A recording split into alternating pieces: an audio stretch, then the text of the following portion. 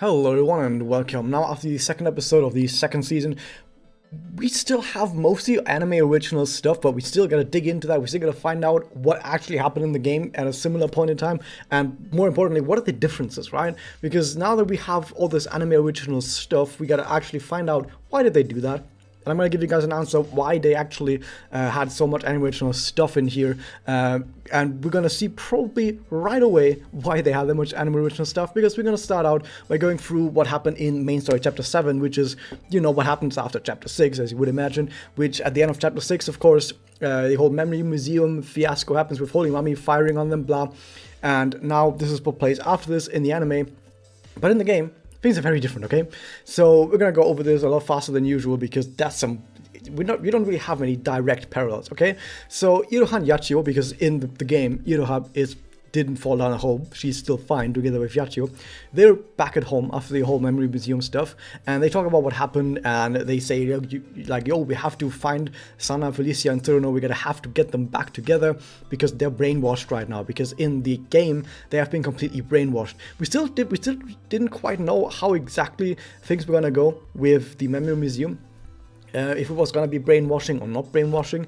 But what it seems like in the episode, it's not quite brainwashing. It's more so that they were just convinced to join Magius out of their own free accord, which is a lot better than just brainwashing. But yeah, in the game, they're completely brainwashed. They don't actually want to be there. They've been magically put under a spell.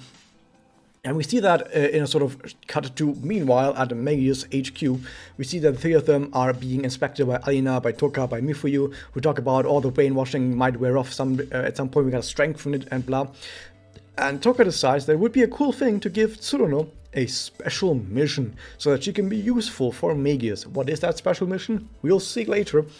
Now, back at Mikazuki House, Iroha and Yachiyo, they decide that, well, they need to find more information, so they're just going to investigate a bunch more rumors. So they just go out and they just investigate a bunch more rumors, and they also try to figure out how to get into Magius' headquarters. That's basically the next step. Now, I need to remind you at this point in the story, I said this before, but it's like the lowest point in the story. Like, this is where our heroes, our protagonists, are at the lowest point, where it seems like they've lost and they need to try and come back, right? They need to make that comeback. They need to evolve as characters. They need to make tough decisions to end up with a victory in the long run, right? So how is that going to work out? Well, next up we're going to take a look at what happens back at school, because Iroha goes back to school as normal. And then we have Momoko and Rina, but not Kaede, who are at school, and they talk to Iroha at lunch about how bad everything is right now, because Kaede hasn't gone to school, but she's still at home. Because yeah, in the game, Team Kamore, like Kaede, Momoko, and Rena, they're not part of Magius. They're still like running around being normal. But yeah, Kaede is at home because she's sad because she heard the truth about having to turn into witches, and Kaede is very sad about that. And also Momoko and Rena, or at least Momoko, decides to keep a lookout for more rumors, for more uwasa, to just get more information about maybe how to get to Magius HQ, maybe what happened to everyone else who got brainwashed, etc. And right after that, like 10 seconds after that, Momoko suddenly hears this new rumor about apparently a new amusement park that's going to open up in the city, but Momoko just dismisses that completely. I must be unrelated to what's going on. Next up, though, we cut back to Iroha and Yachiyo. There's going to be a lot of cutting back and forth between different scenes. Like Iroha and Yachiyo, they decide that they need to visit Tsuruno's dad, just to see if maybe he knows something. So they go to Tsuruno's dad, but Tsuruno's dad doesn't have any new information, and everyone is really sad. Everyone is really, really sad for a bit. However, right after that, they find out, or not they find out, but they find some feathers nearby, some black feathers, some white feathers, like some wings of Magius, guys, and they run after them, and they try to fight them, and they be like, tell us what you know about Magius HQ, tell us what you know about our friends who've been taken away, and the feathers just go, no, and they run away. And Iroha and Yachiyo were like, ah, damn, man, it didn't work, maybe next time. So they're like, well, we have to try that again, because next time it definitely will work. Next time they definitely will tell us what we need to know. So meanwhile, Momoko goes to visit Kaede, and it's like, you don't have to be that sad about witching out and stuff like that, because we're in this together. We're gonna get through this together and everything, and that's basically that. So then we come back to Iroha and Yachiyo. They're hunting even more rumors. They're hunting even more uwasa. They run into even more feathers, but the feathers just keep running away, and they just don't know what to do about that. Now, if you watch the anime episode, you're like, why don't they just do what Iroha did, or what Yachiyo did, and just choke one of them out. But here's the thing, in the game story, and this is the important part, in the game, both Iroha and Yachiyo, while they're rather sad about having lost their friends, they don't really seem that desperate. They don't really seem that into actually getting their friends back. And I know they really want to, like, they say how much they want their friends back, but their actions don't make it look like they actually really want their friends, because they're not actually taking any extreme actions. They're not taking any desperate actions. They're not making any tough choices. They're basically doing exactly what they've always done, which is fight some rumors and yell at some black feathers, and that's basically all they do in the game story. So there's definitely some sort of lacking there in the sort of impetus, or the lack of impetus behind what Iroha and Yachiyo are doing. While in the anime, of course, you have Yachiyo choking out Shigure. F in chat for Shigure. However, what happens next is that Momoko finds more people talking about the amusement park rumor, and is like, maybe this is actually in Uwasa. I should tell the other guys about this. Good job, Momoko. Meanwhile, Iroha and Yachiyo, they look at a map, because they have this big map of Kamihama where they have marked down all the different rumors, and yes, they fought this many Uwasas in the game without actually finding their friends. So, I mean, yeah, some of them we fought before, but most of them they fought like in the last few days or weeks or whatever it has been since they lost their friends, because apparently it's been like really long time since they lost their friends. At this point already. So they look at the map and they're like, well, there's this one location that has a lot of rumors in one place. It's the hospital where we and the others stayed at, so maybe we should go there. So they go there and they just randomly run into some feathers that happen to be there, and these feathers, they happen to be Felicia and Sana, right? They're just right there, and they're fine. They're no longer brainwashed. They just go like, we're not brainwashed, and they join back with Iroha and Yachiyo. I know that people who are watching these videos who might not know the game story and who might be like, oh, I'm gonna watch this to spoil myself, right? You know, you think to yourself, that's kind of anticlimactic, that the two of them just come back. They're brainwashed, magically put under a spell to basically turn them into zombies, and then they just suddenly go, oh, we're not brainwashed, we're back. Some of that's gonna get explained, right? We're gonna get explained why that happened. But it still doesn't change that it's extremely anticlimactic. And a lot of people who read this initially when it came out, like, I know that I'm very negative about the story in a lot of places, but that's mostly just because I've been following the story together with Japanese people when it originally came out, right? Like, right now we can look back at it, we can play the entire story in one go and look at it as a whole. But back when this first came out, after Chapter 6, where a lot of people were we didn't quite like how Magus are suddenly evil, a lot of people thought that Chapter 7 was going to be the chapter to rectify Chapter 6 basically and make everything good again, and then this stuff happened, and a lot of people were not that great, were not that happy about that. They were rather sad about how the story went at this point. So what happens after that is that both of them, Sana and Felicia, they come back with everyone else to Mikasuki Manor. They talk about everything that happened, and basically they tell them that Mifuyu, hearing that Tsuruno was supposed to go kill some people, suddenly had a change of heart and decided that everything that she's done up until now was actually really bad, and that she shouldn't have done that, because reminder that in the game it was already shown at the beginning of Chapter 6 that Mifuyu was the one who had the idea of using the Memory Museum to brainwash all these people, right? Mifuyu specifically said, we're going to brainwash all these people. Why? Because we need to drag them away from Yachiyo, because if we drag them away from Yachiyo, Yachiyo is going to get traumatized, and traumatized Yachiyo cannot fight Magus. That's basically the point. Like, Yachiyo alone cannot fight Magus. So they wanted to brainwash them to traumatize Yachiyo, do all that kind of stuff. That was Mifuyu's idea specifically. But now that she heard of Toka wanting to kill people, Mifuyu does a 180 and decides, no, actually what we're doing is wrong. And so she basically unbrainwashes Sana and Felicia, and sort of tells them, like, sneak out when you have the time to do so. Tsuruno, however, is too far gone at this point. Like, she can't just help Tsuruno at this point, and we're gonna have to save Tsuruno some other way. So now, Sana and Felicia, they talk about all of that back at Mikasuki, and they look at the map again, and they're like, okay, that was this one spot where they had many rumors, that was hospital, whatever, but you have this other spot where there's, like, not any rumors whatsoever, right? That's a bit weird. Maybe there's something there in that one spot where there aren't any rumors. I mean, it could have just been randomly that there weren't any there, right? But they decided it must be important. At this point, they see that, well, since it's in the east of Kamihama, we should call someone who has connections in the east. And who do we call but the boss of the east? The BDSM domina Kanagi, who likes to whip people. And this is not just me making stuff up, because the very first scene that we see Kanagi in is that she has her riding crop and she basically slaps some black feathers on the ass and then steps on them and goes, "Cower before me," because Kanagi is great. Kanagi is great. We do like Kanagi. Anyway, so Kanagi steps on some black feathers and kicks their asses and is on the phone with Yachiyo and is like, "Yo, come over. I'm gonna help you guys out," stuff like that. More importantly, though, after that, the team realizes that Sana and Felicia's soul gems, they're not looking too good. They're almost black, so they decide to get some grief seeds. And since Momoko is currently there, also at Team Mikazuki's house, they go, "Hey, Momoko, go off and gather some grief seeds," and they basically like punt Momoko out of the story at this point, and to say like gather some grief seeds. They could just let them doppel. I mean, they say, "Oh, if they doppel in Mikazuki house, that would like damage the house, which is bad." But like, just put them outside, let them doppel, and then they're fighting it. But that doesn't really happen in the game. That they use doppling to like cleanse the grief seeds. Now, you might have heard some stuff in the anime about this, about why doppling is bad, okay? So if you're an anime watcher who, like I said, you just want to get yourself spoiled about the game, or you're just curious and you don't mind spoilers about what's happening maybe in the future of the game, or it might happen, we don't know, they might just not do this at all. You might be thinking, oh, but didn't Mitama explain the downside to doppling and stuff like that? Didn't they do that in the game? No, they never did that in the game. In the game, they never once say anything negative about doppling. They might do a hint of like, but doppling is actually bad because maybe you could lose yourself or something like that. Like, they might throw some hints here and there, but they never outright actually give us any explanation in the game what is bad about doppling. They never do that. Never once. The only thing you have in the game is that some doppels have descriptions to them, and in the description it will say some bad stuff.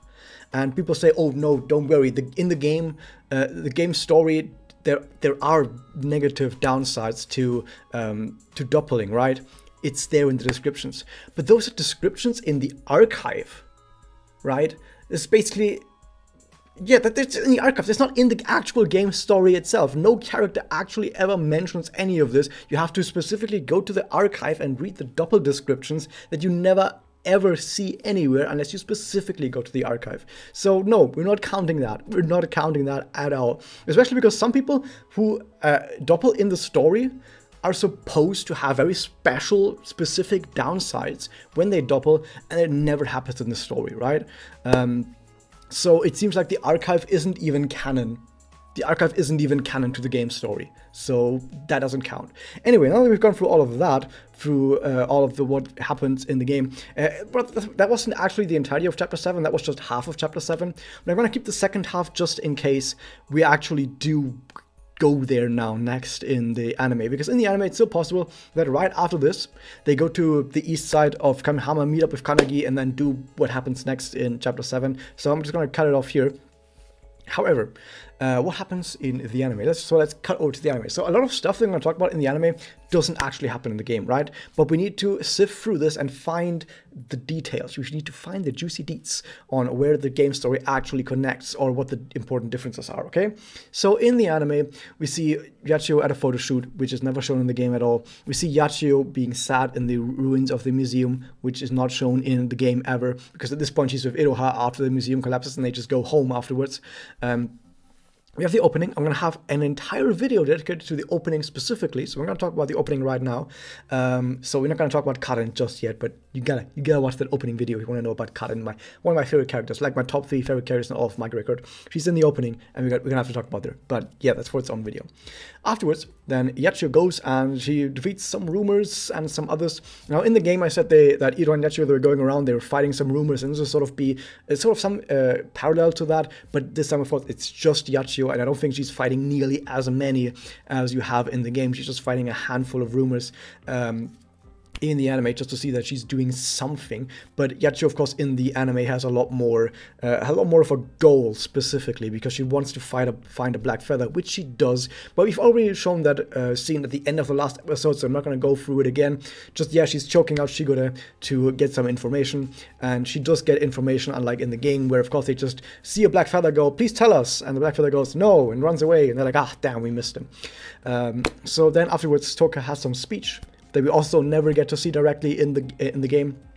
And more importantly, we have Sana and Felicia and we have Team Kamore all reacting to this, and we also see that they're not all brainwashed. In fact, none of them seem to be brainwashed. We don't see Tsuruno. Tsuruno might actually be somewhat brainwashed, or as it was in the game, I guess I can mention it already since it's sort of a spoiler video anyway. In the game, it's sort of mentioned that Tsuruno isn't, or she was brainwashed but no longer is. However, she still wants to follow Magus because she is sort of traumatized in a sort of way. She's fallen into a depression in a way. It's not specifically mentioned what exactly it is, but she's sort of turned into an emotional zombie at this point through some trauma, I guess. That is being explained later in the chapter. It's being explained later in chapter 7. I'm not going to talk about that just yet. And so something similar might have been happening to Tsuruno in the anime. And at the very end of the last season, we did see a quick shot of Tsuruno where she was walking past the camera and she flashed in this blue-green color for a second, which is a reference to what happens later in chapter 7, which is rumored Tsuruno. But we're not quite there yet, so it seems like probably that's still going to happen. We're still probably going to get the second half of chapter 7 with rumored Tsuruno in the very same way of Tsuruno actually falling into the depression or something like that. So we don't hear anything from her, but at least Sana and Felicia, they're totally normal. Kamore are mostly normal, but Kaede is in a similar state as she was in the game, where she locks herself in her own room and is really sad.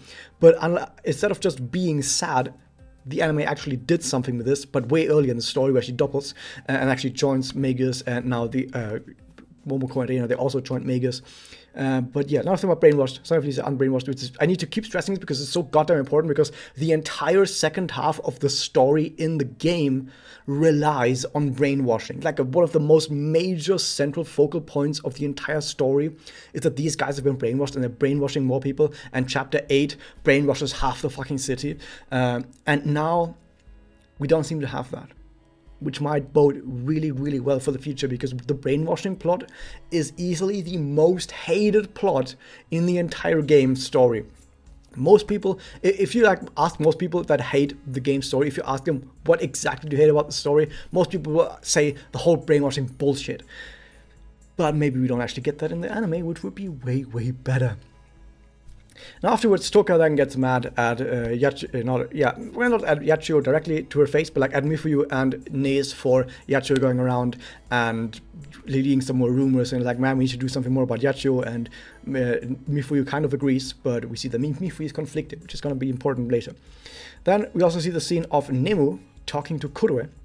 Now the thing about Nemu is that I said this also, like I hinted towards it in my original review for this episode, that Nemu is one of my favorite characters in the entire game story, but also the most wasted character in the entire game story. So just to give you guys an overview, Nemu in the entire game story only has like 2 or 3 scenes where she says anything, and what she does in the game is basically just be a yes man for Toka. Like Toka says some crazy fucked up shit, like we need to kill all these people because we're all way better, and Nemu is just in the background going, yeah, I agree, yeah. And that's basically all that Nemu actually does in the game story. She's just there to nod her head at whatever Toka is doing, which is kind of sad, because Nemu is probably one of the most powerful meta girls that have ever existed, probably out of all the characters that we specifically know, not counting gods like Madokami or whatever.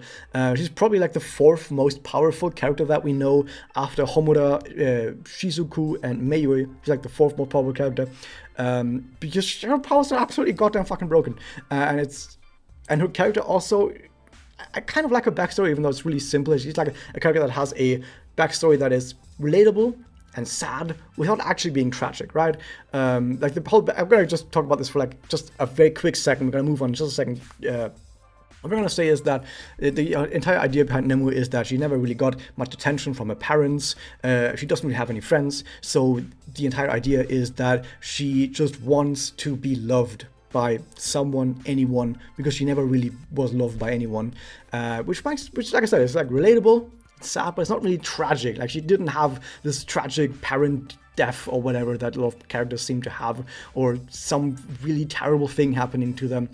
But yeah, the whole idea is that Nemu just wants to be loved, and that's one of the reasons why she's part of Magus, why she does all of this. But like I said, in the game story, she's just the yes man, but now in the anime story, she actually does something herself. She actually has an agenda of her own, which is like, oh my god, Nemu actually does something out of her own accord. that is actually unthinkable. That is absolutely unthinkable for someone who's played the game. But yeah, Nemu tasks Kuroe with finding and saving Iroha, because Nemu kind of likes Iroha, which is important, because once I analyze the opening, you're gonna see, oh yeah, there's actually a really important connection between all these characters and Iroha, but that's all part of the opening because there's some references to that in the opening. And so Kuroe gets sent on to try and help Iroha because she knows Iroha, like Kuroe knows Iroha, so Nemu wants her to find her friend. And Kuroe does indeed find Mokyu right afterwards, because Mokyu is trying to guide Kuroe now to Iroha. Then we get a confrontation of Yachiyo walking up to Mitama and trying to get information out of Mitama. And this is where it gets very, very different. In my notes, this is easily the biggest section of this entire video, because there's a lot of stuff we need to talk about here. But I'm going to try and condense it as much as possible, because there's just too much stuff here. So in the anime, Mitama explains that coordination, like coordinating someone, is extremely important to doppling safely, to doppling correctly, to make sure the doppel is stable. Now, in the game, and here's the thing, the game itself has a lot more content to it, right? The game has hours upon hours of visual novel text. Like, it's extremely long, a lot of content. So you would think that in the game, because they have so much text, they have so much content, so much time to do all that kind of stuff, they would explain in detail what the deal is with doppling and how exactly doppling works. But they never fucking do. They actually never do. Like, they never actually tell us exactly how doppling works in the game, which is mind-boggling, because it's the #1 question that anyone ever has who gets into Magia Record. And I know that because whenever people ask me story-related questions or lore-related questions, the #1 questions is, how do doppels work? That's the #1 question that everyone asks me all the goddamn time. Well, how do doppels actually work? Because it's never explained anywhere in the game. And now we get an explanation in the fucking anime, which has way less time to spend on anything. Like, if you would expect like background story, background lore, you would expect that in the original VN, like in the original text adaptation, not in the anime that has way less time. But no, in this case, it's the other way around. We get all that in the anime, not in the game. So Mitama says the coordination is important. In the game, all that they do actually say is that Toka just says that she has created these doppels, and instead of witching out, you just become a doppel, and then you're fine again, and then your gem is good. Now, there is a little bit more later on how this came to be, but it still doesn't actually explain the actual act of doppling, okay? So the actual act of doppling in this case has been linked to Mitama, has been linked to coordination, which it never was in the game, which might be a change.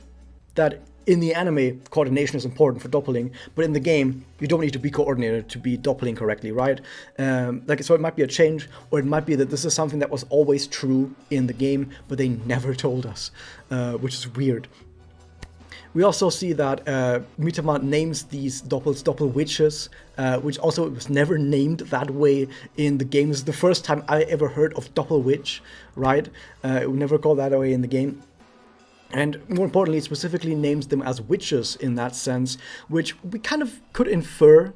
Like I said, we weren't told this, but we could also always infer this from the game, that doppels are basically witches in a sense, and the mechanics of witching out are the exact same mechanics as doppling, just that instead, when you doppel, the witch doesn't kill you, it just manifests itself as part of your body and then disappears. Like the whole corruption in your soul gem then disappears by having this outlet that you manifest as a doppel.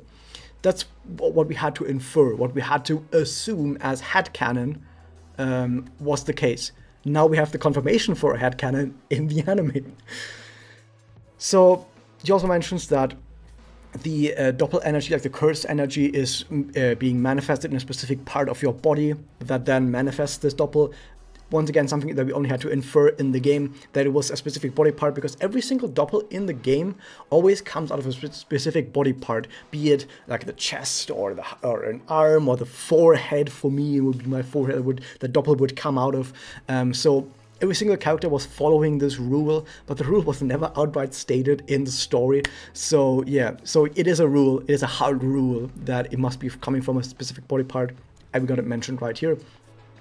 Also, Mitama mentioned that doppels are addictive and they have negative side effects. She didn't say what those side effects are, but I assume she's trying to point at what we as game players would know as the archive, right? Like I mentioned, in the archive, there are some side effects that says to doppels. Like, for example, they might say, like, this doppel might make you blind if you use this too much, or this doppel might accidentally kill you someday, or this doppel might, like, drain away your body and might make you frail and weak if you use it too often, or this doppel might randomly kill someone else around you.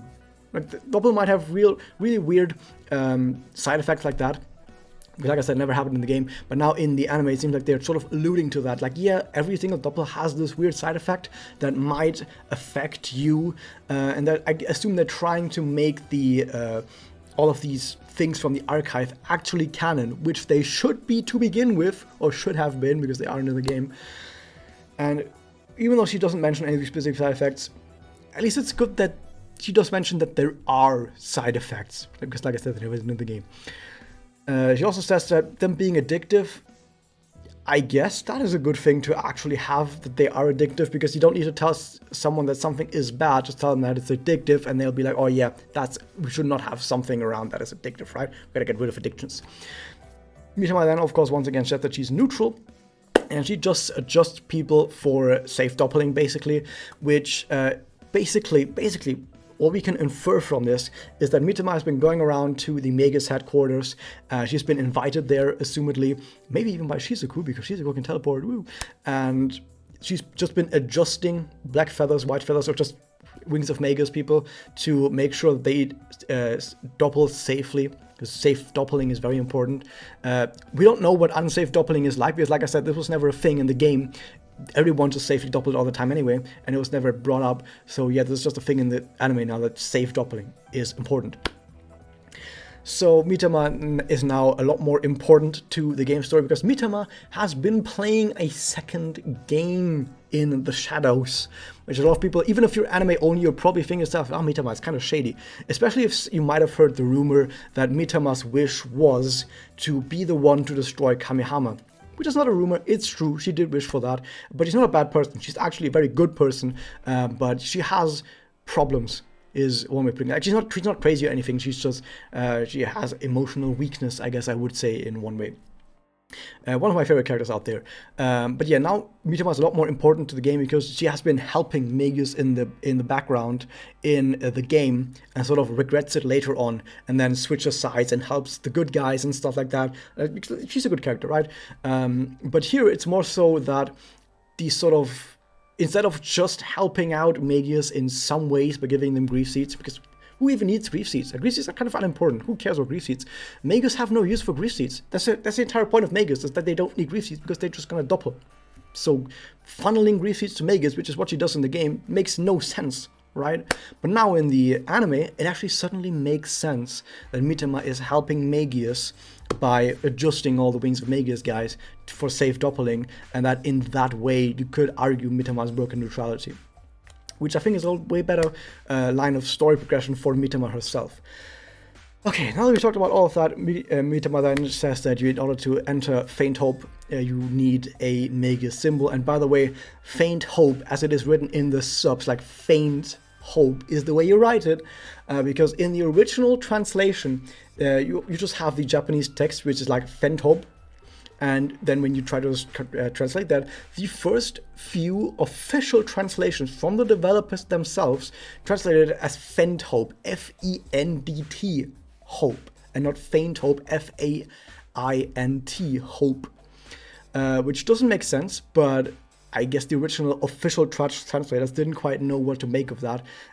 But let's move forward with it actually being called Faint Hope, because that would make a lot more sense. Then afterwards, Yachiyo goes out and she finds Kuroe, she chases her, runs into Mifuyu, and Mifuyu then tries to argue her case, okay? This is another big part, like the second biggest part of my script. Mifuyu calls Iroha weak, she calls herself weak, she calls all the feathers weak, and says that we need to band together, we need to fight together to basically become strong, because we're not as strong people like you are. And of course, Yachiyo gets enraged by that and fights them. Now, the important bit to note here is this is something that is, once again, even though the game has so much content to it, never really actually brought up in the game. And I was actually considering making a lore video, basically where I just talk for like 20-30 minutes about how the biggest losers of all of main story are the feathers. So the thing about the feathers, I'm gonna have to go into a bit of backstory through another event that we got in the game that we're not gonna see in the story in any way, which is called the Breakpoint event. So in the Breakpoint event, we basically see what happened a few years, or like 1 or 2 years before, where the west of Kamehama was fighting the east of Kamehama. And what happened is that basically there was a shortage of witches and people were not trusting each other. People were sort of fighting with each other over grief seats and stuff like that. Maybe Karin was involved in that as well. I'm going to talk about it later. And just generally, that you have all these weak magical girls that need to band together with other weak characters to have any sort of fighting chance against witches, against other groups of magical girls when they fight over hunting grounds.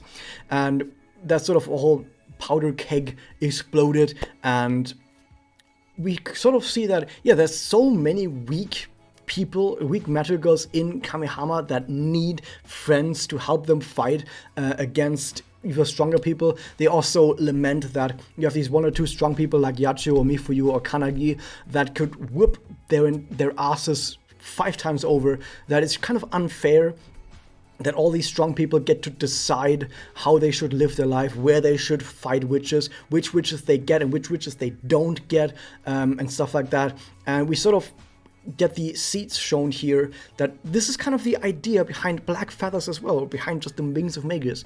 They're characters that are weak. They can't fight witches alone. They have no chance of survival. If it was just them versus the world, they would witch out and die really fast. They are people who need a way out.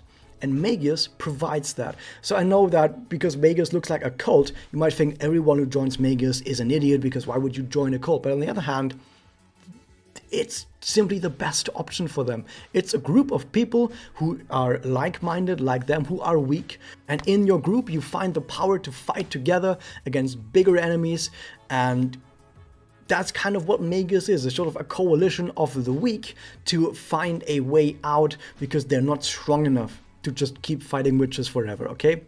And that was something that Mifuyu is also trying to draw attention to. There's this little flashback here where we see Mifuyu and some Blackfellows standing on some graves. Could theoretically be supposed to be a reference to a scene in Nemu's Magical Girl story where Nemu goes out and she hunts a witch together with some feathers. Specifically together with one white feather, she hunts a witch, and the white feather dies during that battle, and after which Nemu has to break the news that their friend has died to all these other black feathers, and it might somewhat be a reference to that. Because this is something that, yeah, like I said, that just happens to Wings of Magus. They're weak people, they might just randomly die, and they don't want to die, so they band together as a group to search for a way out. And this never really got much attention in the game, because in the game, black feathers and white feathers, they're just sort of punching bags. You see them, and Iroha and Yachiyo, they just beat them up, and they run away, kind of like Team Rocket. Like in the game, they're basically Team Rocket. They show up, they say some evil stuff, they get punched in the face, they run away, and that's all they are in the game. But at least right now, like, we don't really get too much more in the anime, but at least we get shown through Mifuyu's words that they need this. They really need this because they are weak.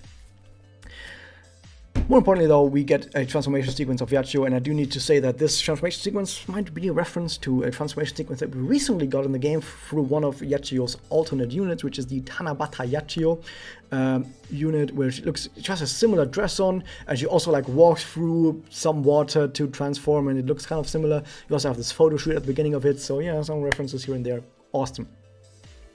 Moving on, after that we get the doppel of Hevelios, which is Mifuyu's doppel, and Campanella, which is Yachiyo's doppel. Interesting enough, Hevelios indeed was known, it was shown in the archive to summon birds to it and attack with birds, which of course it does in the game as well, so good in keeping with that. Also, more importantly, after all the battle, because the battle itself, let's not talk too much about the battle, it's just battle. who cares? I mean, who cares about the lore behind the battle? Because there's not much lore or story in a battle, okay? After the battle, Yachiyo pins Mifyu to the ground, and she almost kills her, which is pretty cool, actually, that it actually does some extreme stuff. But she remembers them both being young, okay? And both of them being young, we see that Mifyu has long hair and Yachiyo has short hair because they swapped hairstyles at some point. Them like that is actually a unit in the game that you can roll whenever they come back, called Mifyu and Yachiyo Origin version, where they've just become magical girls and they're still like 12 years old or something, and they had their own events. This is also a reference to that. The important part about this entire confrontation between Yachiyo and Mifyu, I need to bring this up, is that in the game, of course, like I say, Yachiyo and Iroha, they just run around, they fight some Uwasa, while Mifyu has this change of heart in the background and then sets San and Felicia free, which I'm not particularly a fan of random 180s where someone just does something really evil and then suddenly goes, actually that was terrible, I shouldn't have done that, and then says, I'm a good guy now. Like 180s like that, I'm not really a fan of like such harsh turns, but in the anime it's more so that, first off, Mifyu hasn't done as much flat out evil stuff, because there seems to be no brainwashing from the Memory Museum. It's just that she convinced these people to join them, which is a lot less evil than what happened in the game, and it's more so now that we see when Mifyu is being confronted, that Mifyu is sort of rationalizing away what she has done as being good. It's not so much about the rationalization making her a better person, but rather her rationalization actually makes a lot of sense, right?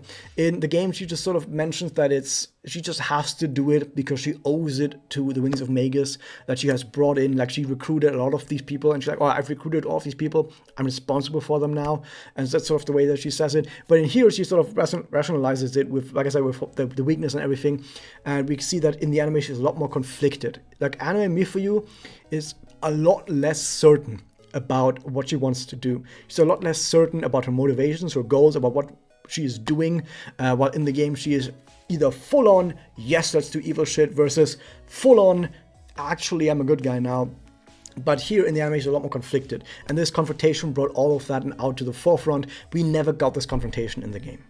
Confrontation of of Yachiyo and Mifyu never happens in the game, and it's one of the biggest missed opportunities, maybe even the biggest missed opportunity after Nemu, in the entire game, that Yachiyo never had this confrontation with Mifyu, because Mifyu did some terrible shit to Yachiyo and like tried to emotionally manipulate Yachiyo, and Yachiyo lost so much because of Mifyu that you would kind of expect the two have a confrontation at some point. But in the game, they just sort of meet up again later, and then Mifyu is in a bad spot and Yachiyo feels sad for her and she sort of forgets about everything, right?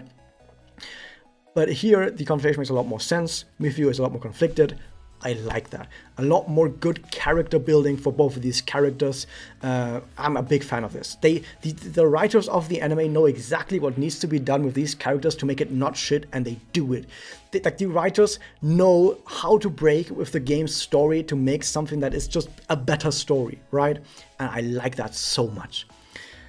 So after the fight, Mifyu tries to leave, but Kura just runs off because she goes after Mokyu. Mokyu runs off and goes to the rumor entrance to the Manen Sakura rumor.